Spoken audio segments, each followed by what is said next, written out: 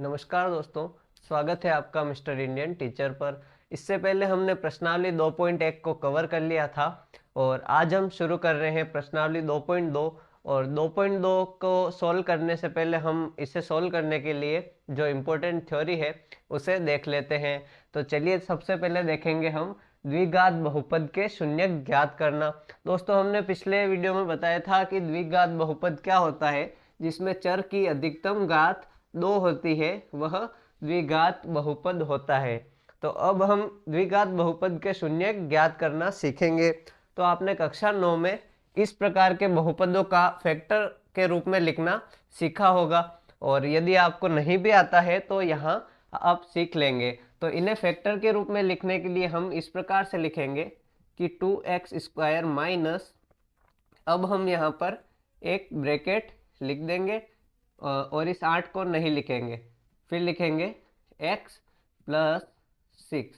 तो दोस्तों, अब हमें इस ब्रैकेट में इस प्रकार से लिखना है 6 को, मतलब हम इस ब्रैकेट में सम के रूप में यानी जोड़ के रूप में कोई चीज़ लिखेंगे, वह इस प्रकार होनी चाहिए कि उनका गुणनफल इस 6 इंटू 2, ये 6 यानी a इंटू सी, ये इस प्रकार की होती है ना equation, ax² plus bx plus C. तो a इंटू सी के बराबर इनका गुणनफल होना चाहिए और इनका योग हो जाए 8 के बराबर, क्योंकि हमें यहाँ पर 8 को लिखना है, हम बदल तो सकते नहीं, आना 8 ही चाहिए, लेकिन इनका गुणनफल a इंटू सी यानी 6 इंटू 2 12 के रूप का होना चाहिए। तो हम इसको ऐसे लिखेंगे 6 प्लस 2। तो दोस्तों 6 प्लस 2 8 हो गया, और माइनस का 8x यानी हमने यहाँ पर कुछ नहीं बदला, हमने बस इसको मॉडिफाई किया है। तो यह माइनस 8x हो गया और इनका गुणनफल 6 इंटू 2 12 इस 6 इंटू 2 के बराबर हो गया। यानी इस प्रकार से हमें मध्य पद को लिखना है कि उसका गुणनफल हो a इंटू सी के बराबर और उसका योग हो मध्य पद जो पहले था उसी के बराबर। तो अब हम इसको आगे खोलेंगे, 2x² minus 6x minus 2x plus 6। अब हम क्या करेंगे दोस्तों, अब हम इन दो पदों में से और इन दो पदों में से कॉमन लेंगे। तो हम कॉमन लेंगे तो हमें मिलेगा 2x कॉमन लेंगे, इसमें से 2x कॉमन लिया, क्योंकि इसमें भी 2x है, इसमें भी 2x का भाग जा सकता है। तो 2x कॉमन लिया, यहाँ बचा x, यहाँ माइनस और यहाँ बचा 3, क्योंकि 3 बार भाग जाएगा और x का भाग पूरा चला जाएगा। अब हम लेंगे यहाँ से कॉमन -2 कॉमन लिया, तो -2 का भाग यहाँ दिया तो बचा x, और 6 में -2 का भाग दिया तो -3। ठीक है दोस्तों, अब हम क्या करेंगे, ये दोनों पद वापस कॉमन है तो इनको कॉमन ले लेंगे। तो इनको कॉमन लिया x -3, तो यहाँ बचा 2x, और इसमें से कॉमन लिया, यहाँ बचा -2। तो यह हमारा जो द्विघात बहुपद है यह फैक्टर के रूप में आ गया है। मतलब ये जो द्विघात बहुपद है वह इस रूप में हम लिख सकते हैं, इसका मतलब कोई इसमें परिवर्तन नहीं होगा। अब हम देखते हैं, हमें शून्य ज्ञात करने हैं। तो शून्य क्या होते हैं, हमने बताया था कि ये जो चर है, इस चर का हम क्या मान रखें कि हमें इस पूरे का मान मिल जाए 0। ठीक है दोस्तों, तो इस चर का ऐसा मान निकालना है जो हमें इस बहुपद को 0 करके दे दे। तो हम इसको 0 के बराबर रखेंगे शून्य निकालने के लिए, तो 0। ठीक है दोस्तों, अब इसका मान x का मान निकालने के लिए हम देखते हैं कि यह 0 कब हो सकता है दोस्तों। तो इसके 0 होने की कंडीशन है, यदि ये वाली पूरी जो ब्रैकेट है, ये वाला पूरा ब्रैकेट अगर ये 0 हो जाए तो भी 0 इंटू ये वाला ब्रैकेट 0 हो जाएगा, और दूसरी कंडीशन होगी अगर ये वाला ब्रैकेट 0 हो जाए तो भी इस ब्रैकेट को 0 से गुणा करेंगे तो 0 हो जाएगा। तो दो अलग अलग कंडीशन हमारी बनेगी। तो हम लिखते हैं, या पहली कंडीशन x -3 बराबर 0, और दूसरी कंडीशन होगी 2x -2 बराबर 0। यानी या तो ये 0 हो जाए तो ये पूरा 0 हो जाएगा, या ये 0 हो जाए तो ये पूरा 0 हो जाएगा। तो इस प्रकार से हमें शून्यक मिलेंगे, 2 शून्यक मिलेंगे। तो इसमें से x का मान निकालेंगे, x बराबर 3 आएगा, और इसमें x का मान निकालेंगे तो x बराबर इधर लाएंगे 2 को और डिवाइड बाय 2, तो x बराबर 1 आएगा। तो x बराबर 3 और x बराबर 1 हमारे शून्यक हो गए। तो ये हमारे शून्यक होंगे। और दोस्तों आपको एक बात बता दूं, ये हमारी द्विघात समीकरण थी, यानी इसको 0 से इक्वेट कर दिया तो यह समीकरण बन गई। और बहुपद होता है इस प्रकार का, और उसको किसी से इक्वेट करते हैं तो समीकरण बन गई। तो ये हमारी द्विघात समीकरण थी, इसमें हमें 2 शून्यक मिले। तो आपको एक बात बता दूं, यदि आपने देखा था कि पहले हमारी रैखिक समीकरण जो थी उसमें हमें सिर्फ 1 शून्यक मिल रहा था। ये हमारी द्विघात समीकरण है, इसमें 2 शून्यक मिले। तो इसी प्रकार से त्रिघात बहुपद अगर होगा तो उसके शून्यक 3 मिलेंगे, 4 घात वाला बहुपद होगा तो उसके शून्यक 4 मिलेंगे। मतलब शून्यकों की संख्या उतनी ही होती है जितनी बहुपद की घात होती है। तो ये आपको चीज याद रखनी है। हम लिख देते हैं यहाँ पर।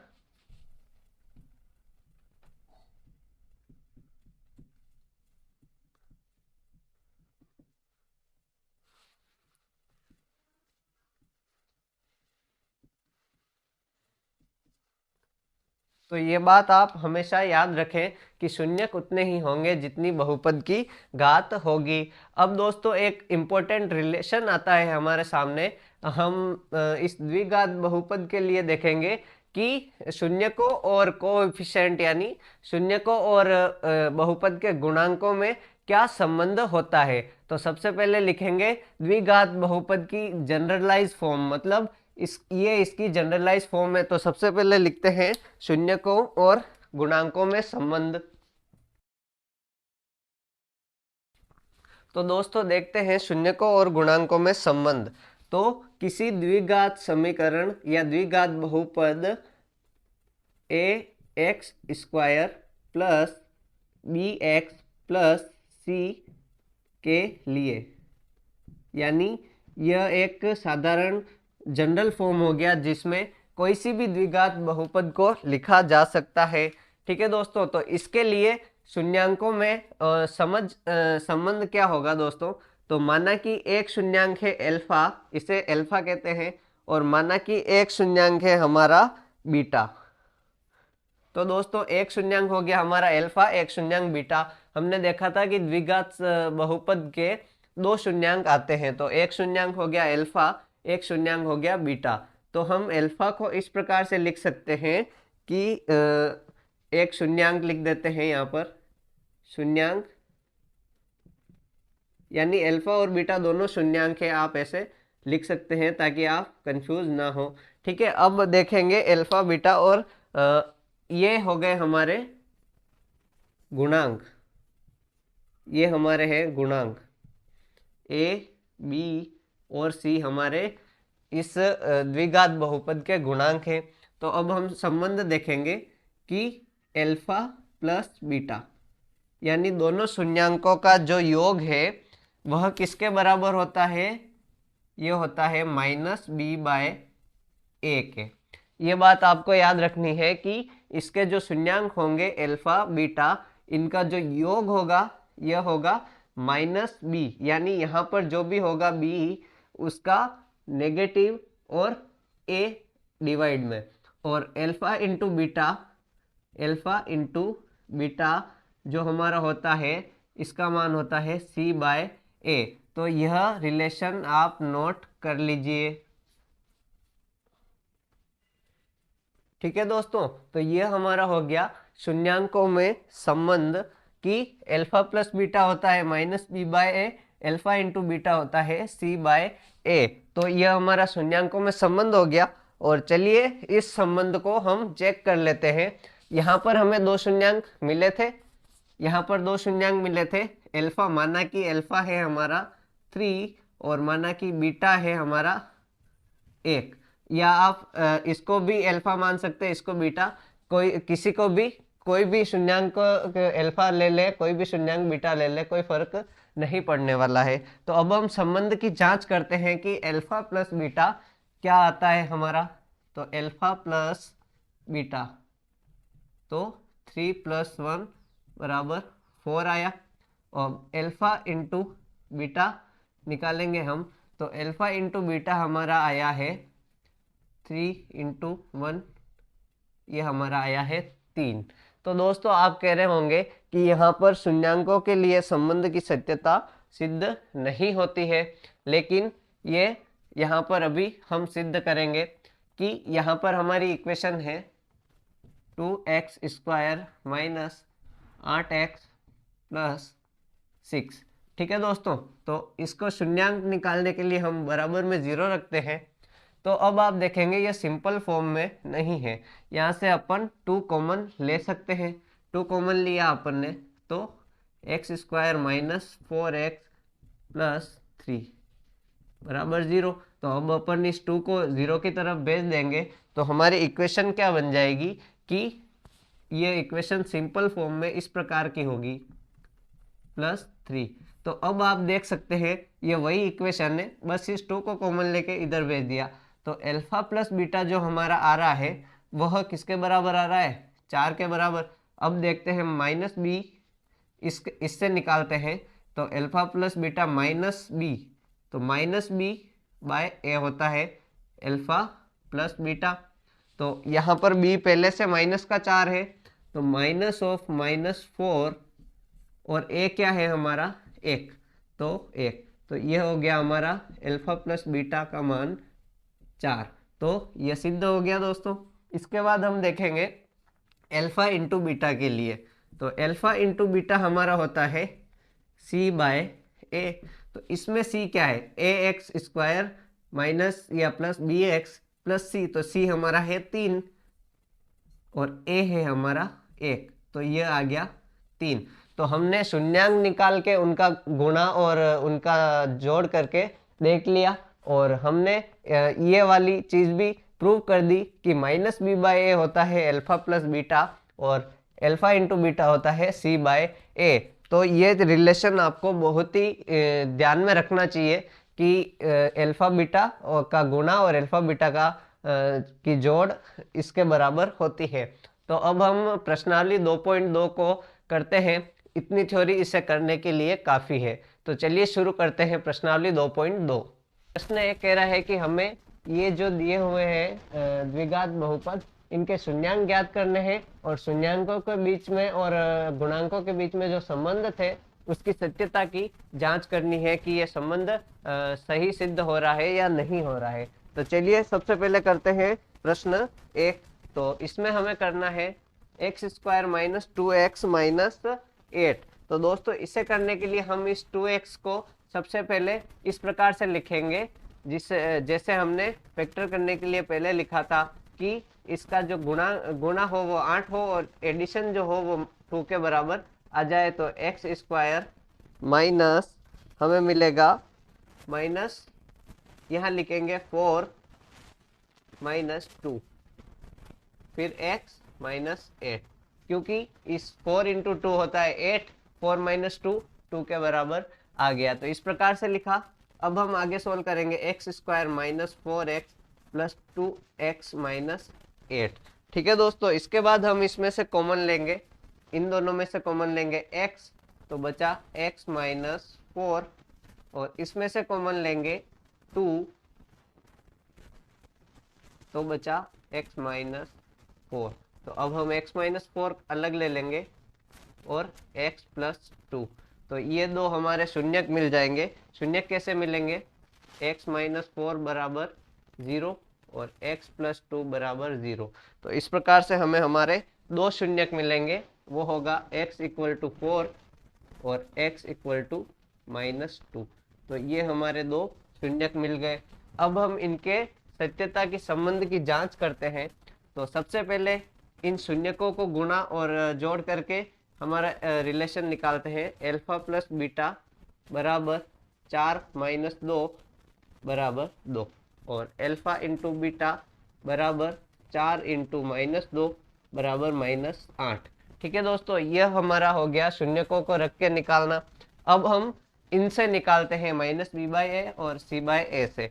तो अब हम इसको निकालेंगे, शून्यक अल्फा प्लस बीटा बराबर -b, माइनस ऑफ b क्या था हमारा, माइनस का 2, तो -2/a क्या है हमारा 1। तो हमारा शून्यकों का योग आया 2, जो कि सत्य है। अब हम निकालेंगे अल्फा बीटा, तो ये होता है c/a। तो c हमारा इसमें क्या है -8 और a क्या है 1, तो ये हमारा आया -8, जो ये भी सत्य है। तो हम लिखेंगे कि शून्यकों का संबंध सत्य सिद्ध होता है। अब हम इस प्रश्न को करेंगे। अब हम देखेंगे हमारा दूसरा सवाल, इसमें क्या है 4s² - 4s + 1।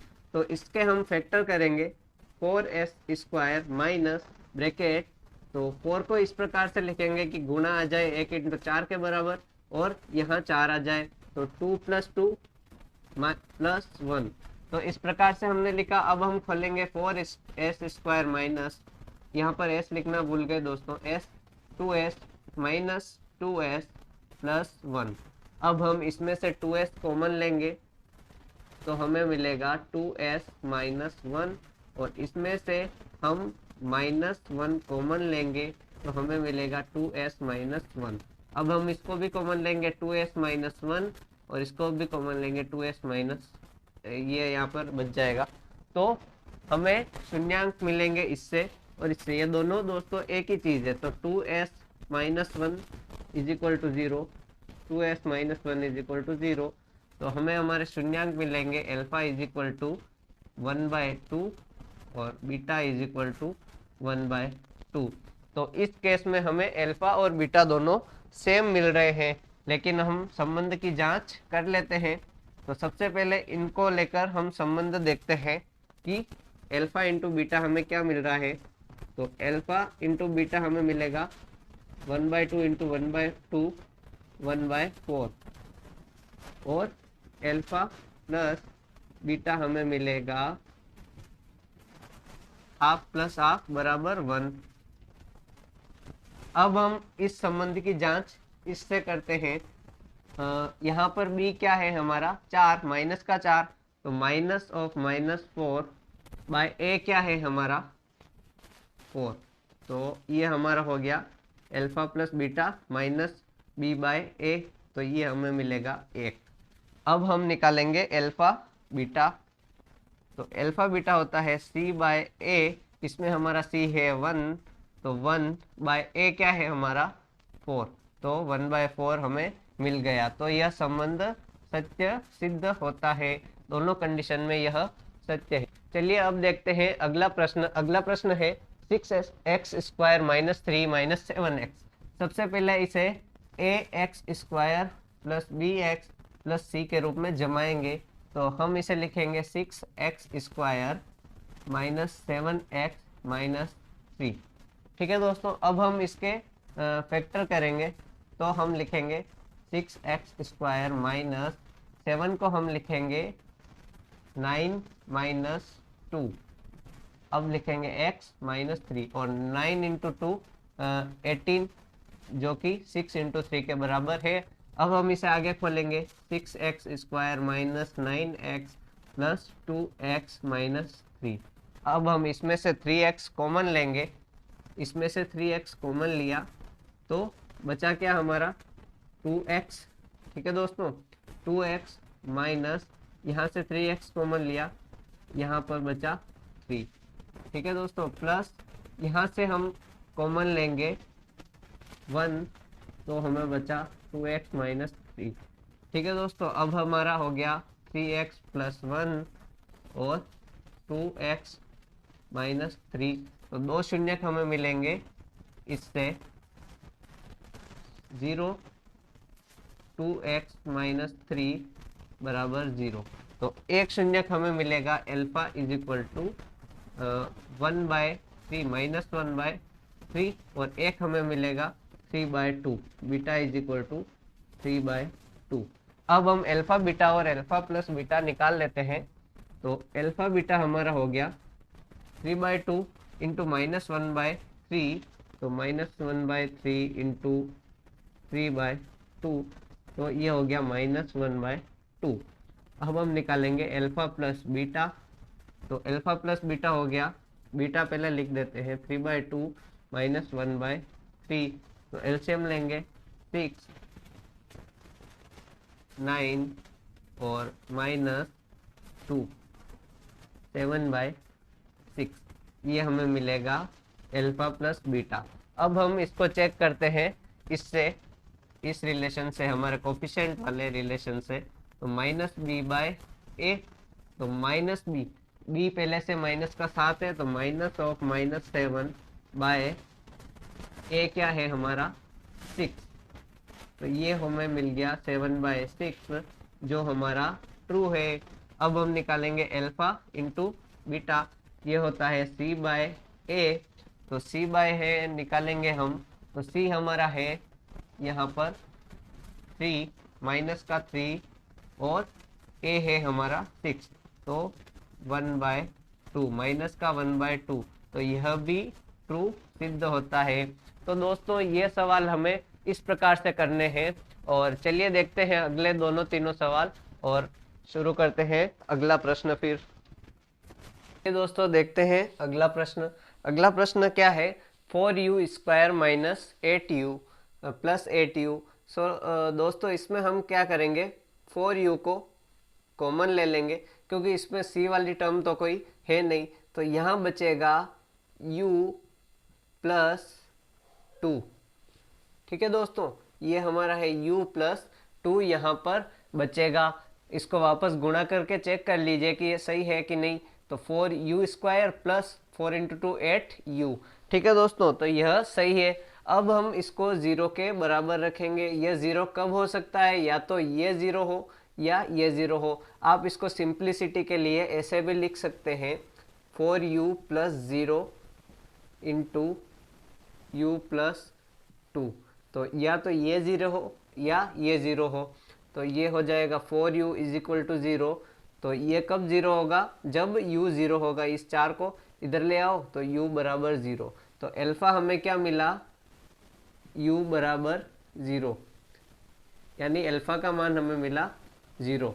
ठीक है दोस्तों, अब हम लिखेंगे u प्लस 2 बराबर 0, तो u का मान क्या मिला, -2, तो बीटा हमें क्या मिल गया, -2।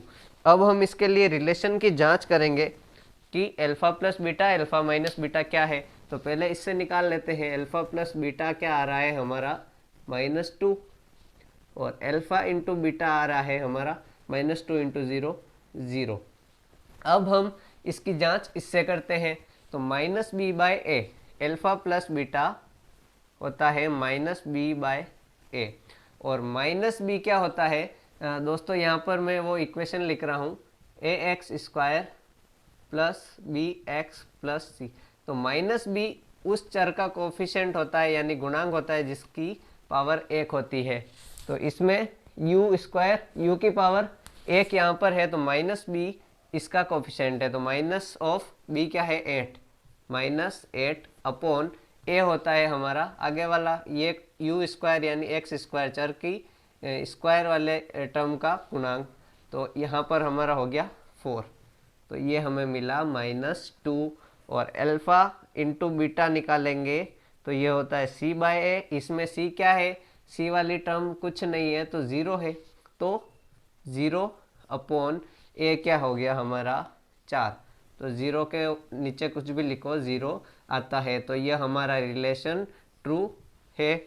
अब हम देखते हैं अगला प्रश्न हमारा कि t² - 15। ठीक है दोस्तों, तो t² - 15 है, तो इसको हम डायरेक्ट भी सोल्व कर सकते हैं कि t² = 15 हो गया, इधर 0 के बराबर रखेंगे, इधर लाएंगे, और t बराबर +-15, क्योंकि अपन किसी का भी रूट लेते हैं तो उसकी दो वैल्यू आती है, प्लस और माइनस। या फिर आप ऐसे भी कर सकते हैं दोस्तों इसको, कि आप ऐसे लिखें कि t² -0 + 0 t -15, क्योंकि बीच वाली टी वाली टर्म नहीं है तो इसको 0 इंटू टी लिख सकते हैं। अब हमें इसे 0 बनाना है तो हम लिखेंगे t square plus root of 15 minus root of 15 t minus 15, क्योंकि इस 15 इंटू ऐसी चीज़ लानी है हमें जिसका गुणा 15 के बराबर हो जाए और योग या इसका जो घटाव है वह इस 0 के बराबर हो जाए, इसलिए हमने इसे ऐसे लिखा। तो t square plus root 15 t minus root 15 t minus 15। तो अब हम यहाँ से लेंगे कॉमन, तो हमें मिलेगा टी माइनस कॉमन लेके दोस्तों ऐसे हम सोल्व करेंगे तो हमें मिलेगा टी माइनस रूट 15 और एक मिलेगा टी प्लस रूट 15। ठीक है दोस्तों, इसको आप वापस गुणा करके भी चेक कर ले कि t square minus root 15 t वापस प्लस रूट 15 टी और 15, तो ये हमारा सही है। तो इतना मैं यहाँ पर सोल्व नहीं कर रहा, आप इसे सोल्व कर ले आगे कॉमन लेके।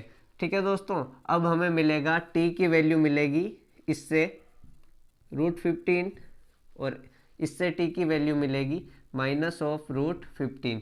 तो ये हमारा हो गया अल्फ़ा, ये हमारा हो गया बीटा। अब हम रिलेशन देखते हैं, तो अल्फ़ा प्लस बीटा होगा रूट 15 माइनस रूट 15 बराबर 0 और अल्फ़ा इंटू बीटा हमारा होगा दोस्तों रूट 15 इंटू रूट 15 बराबर 15। तो ये रिलेशन हमारा इससे निकाल लिया हमने। अब हम इससे निकालते हैं कि alpha plus beta is equal to minus B by A. तो माइनस बी का कोफिशिएंट 0 है, तो 0 बाय ए बराबर 0। ए की वैल्यू भी आप चाहे तो यहाँ पर 1 रख दें, 1 ही है, 0 आ जाएगा। अब हमारा अल्फ़ा इंटू बीटा होगा, तो अल्फ़ा इंटू बीटा होता है सी बाय ए। हमारा सी क्या है दोस्तों इसमें, माइनस 15 बाय ए हम रखेंगे। दोस्तों यहाँ पर एक मिस्टेक हुई, अल्फ़ा इंटू बीटा में एक तो रूट 15 प्लस का एक माइनस का, इसलिए माइनस का 15 आएगा। तो सी की वैल्यू रखी माइनस 15 और ए की वैल्यू 1, तो ये हमारा हो गया माइनस 15। तो इस प्रकार से यह रिलेशन यहाँ भी ट्रू सिद्ध होता है। चलिए दोस्तों सोल्व करते हैं तीसरा प्रश्न। तीसरा प्रश्न है 3x square minus x minus 4। तो सबसे पहले हम इसे सोल्व करने के लिए लिखेंगे इसको फैक्टर के रूप में। तो ये हो गया 3x स्क्वायर माइनस, इसको लिखेंगे 4 माइनस 3x माइनस 4, क्योंकि 4 इंटू 3 12, इनका गुणा 12 आना चाहिए और इनका जो घटाव आ रहा है वो 1 के बराबर आना चाहिए। तो अब हम आगे सोल्व करते हैं 3x square minus 4x plus 3x minus 4। अब हमारा काम है कॉमन लेने का।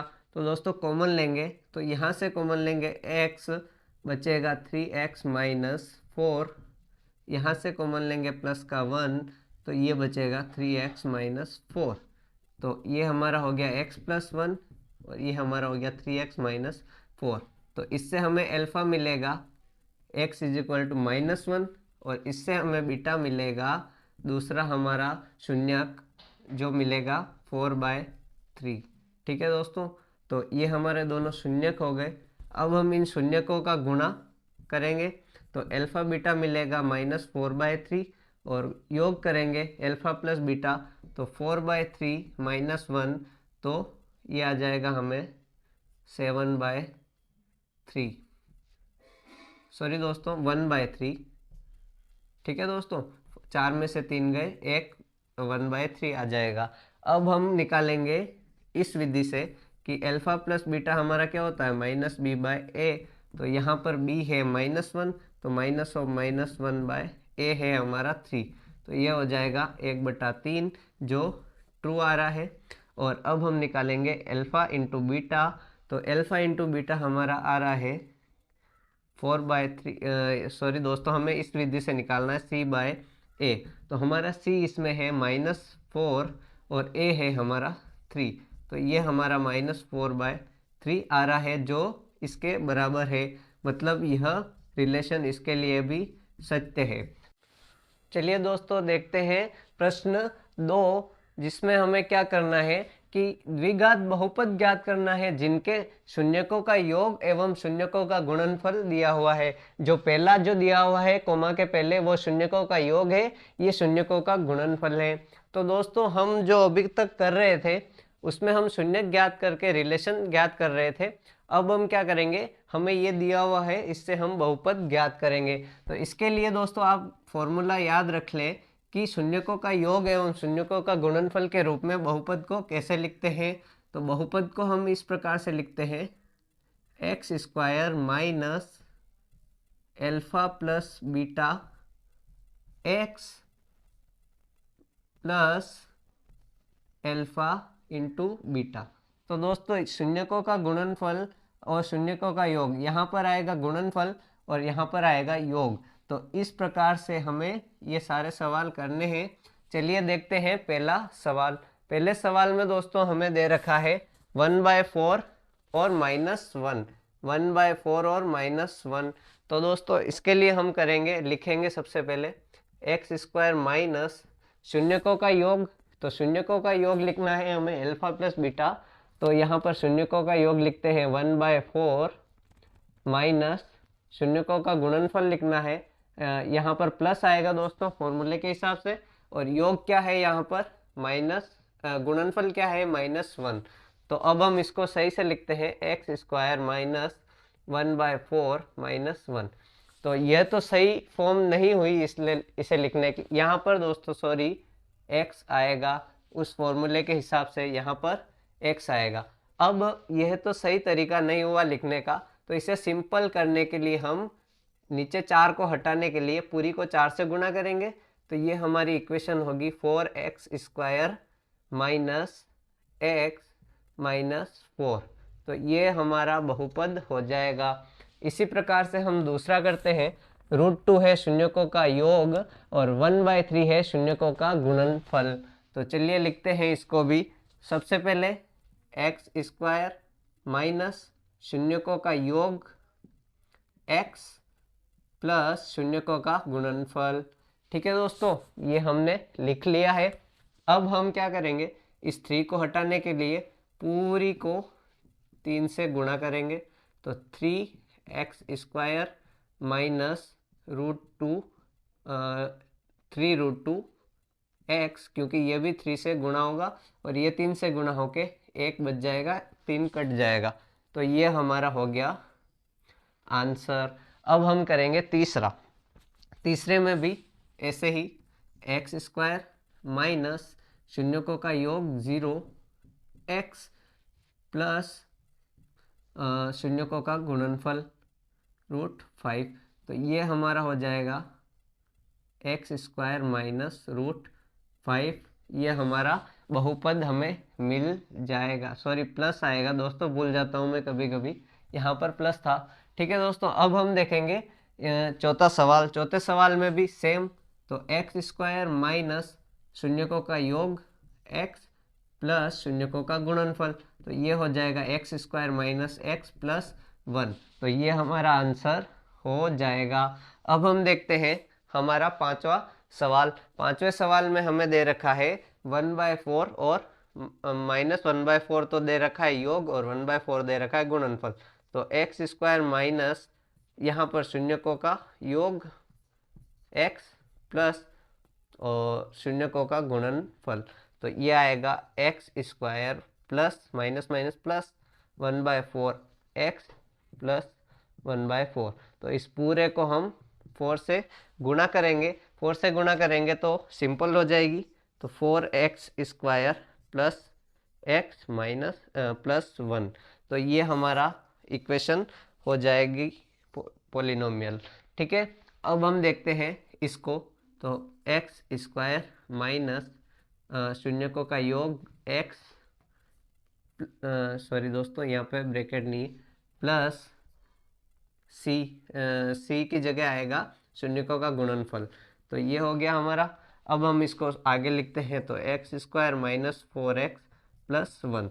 तो ये हमारी बहुपद हमें मिल जाएगी। तो दोस्तों इस प्रकार के सवालों को हमें ऐसे डील करना है कि हमें शून्यकों का योग और गुणनफल दे रखा है तो हम बहुपद ज्ञात करने के लिए इस फॉर्मूले को यूज़ करेंगे। ये फॉर्मूला है एक्स स्क्वायर, एक्स यहाँ पर चर है, माइनस एल्फा प्लस बीटा यानी शून्यकों का योग into x plus alpha into beta. तो दोस्तों इस प्रकार से हमें ये सवाल करने हैं। तो आज के लिए इतना ही, फिर मिलेंगे अगले लेक्चर में प्रश्नावली 2.3 के साथ। तो दोस्तों धन्यवाद।